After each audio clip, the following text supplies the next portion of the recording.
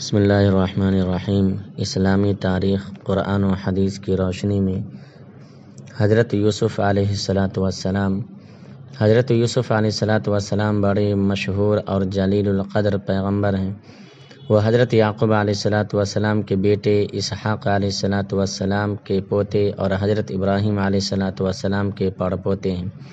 اللہ تعالیٰ نے ان کی شان میں ایک مکمل سورہ یوسف کے نام سے نازل فرمائی، جس میں ان کی زندگی کے حالات و واقعات عجیب انداز سے بیان فرمائے۔ قرآن کریم میں 27 مرتبہ ان کا تذکرہ آیا ہے۔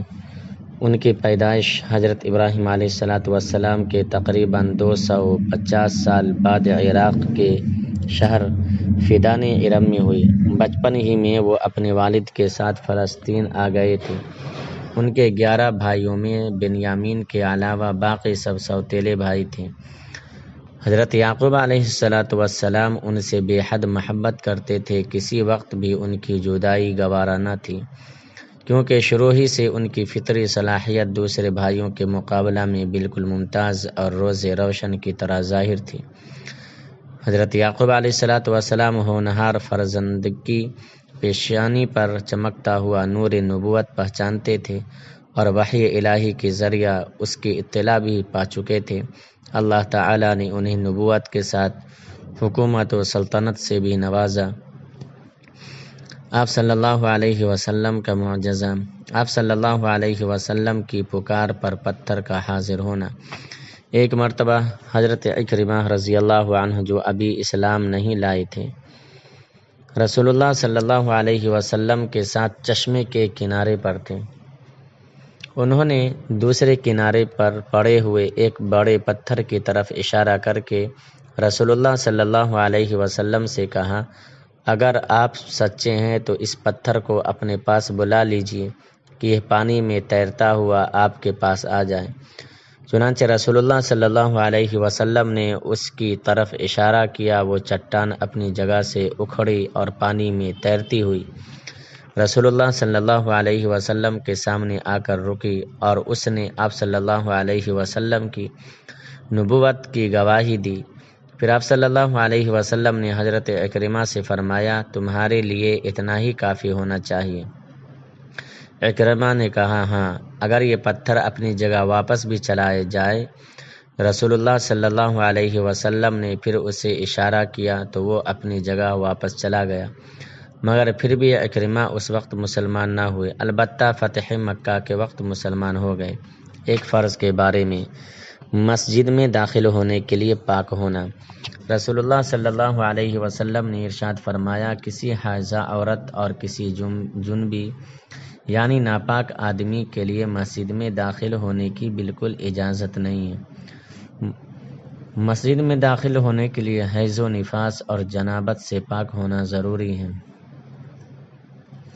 ایک سنت کے بارے میں، بیمار کو دعا دینا۔ رسول اللہ صلی اللہ علیہ وسلم جب کسی مریض کی عیادت کرتے تو فرماتے، لا بأس طہور انشاء اللہ، ترجمہ گھبراؤ نہیں، انشاءاللہ اچھے ہو جاؤ گے۔ ایک اہم عمل کی فضیلت، غریبوں کے کام میں مدد کرنا۔ رسول اللہ صلی اللہ علیہ وسلم نے ارشاد فرمایا، بیوہ اور مسکین کے کاموں میں جد و جہد کرنے والا اللہ کے راستے میں جہاد کرنے والے کی مانند ہے۔ ایک گناہ کے بارے میں، اللہ تعالیٰ کے ساتھ شرک کرنا۔ قرآن کریم میں اللہ تعالیٰ کا ارشاد ہے کہ بلا شبہ اللہ تعالیٰ شرک کو معاف نہیں کرے گا۔ شرک کے علاوہ جس گناہ کو چاہے معاف کر دے گا، اور جس نے اللہ تعالیٰ کے ساتھ کسی کو شریک کیا تو اس نے اللہ کے خلاف بہت بڑا جھوٹ بولا۔ دنیا کے بارے میں، دنیا کی زینت کافروں کے لیے۔ قرآن کریم میں اللہ تعالیٰ کا ارشاد ہے، دنیا کی زندگی تو کافروں کے لیے سنوار دی گئی ہے، نہ کہ مسلمانوں کے لیے، اور کافر لوگ مسلمانوں کا مذاق اڑاتے ہیں، حالانکہ جو مسلمان کفر و شرک سے بچتے ہیں وہ قیامت کے دن ان کافروں سے درجوں میں بلند ہوں گے۔ آدمی کو اپنی دنیا داری اور مالداری پر غرور نہ کرنا چاہیے، کیونکہ اللہ تعالیٰ جس کو چاہتے ہیں بے حساب روزی دے دیتے ہیں، اس لیے مالدار ہونا کوئی فخر کی چیز نہیں۔ آخرت کے بارے میں، قبر میں ہی ٹھکانے کا فیصلہ۔ رسول اللہ صلی اللہ علیہ وسلم نے ارشاد فرمایا، جب تم میں سے کوئی وفات پاتا ہے تو اس کو صبح و شام اس کا ٹھکانہ دکھایا جاتا ہے۔ اگر جنتی ہو تو جنت والوں کا، اور اگر جہنمی ہے تو جہنم والوں کا ٹھکانہ دکھایا جاتا ہے۔ پھر کہا جاتا ہے یہ تیرا ٹھکانہ ہے، یہاں تک کہ اللہ تعالیٰ قیامت کے دن تجھے دوبارہ اٹھائے۔ طب نبوی سے علاج، شہد اور قرآن سے شفا۔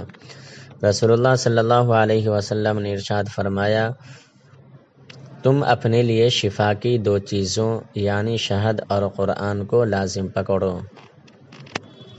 نبی صلی اللہ علیہ وسلم کی نصیحت۔ رسول اللہ صلی اللہ علیہ وسلم نے ارشاد فرمایا، اللہ تعالیٰ رات کے آخری حصے میں بندے سے بہت زیادہ قریب ہوتے ہیں۔ اگر تم سے ہو سکے تو اس وقت اللہ تعالیٰ کا ذکر کیا کرو۔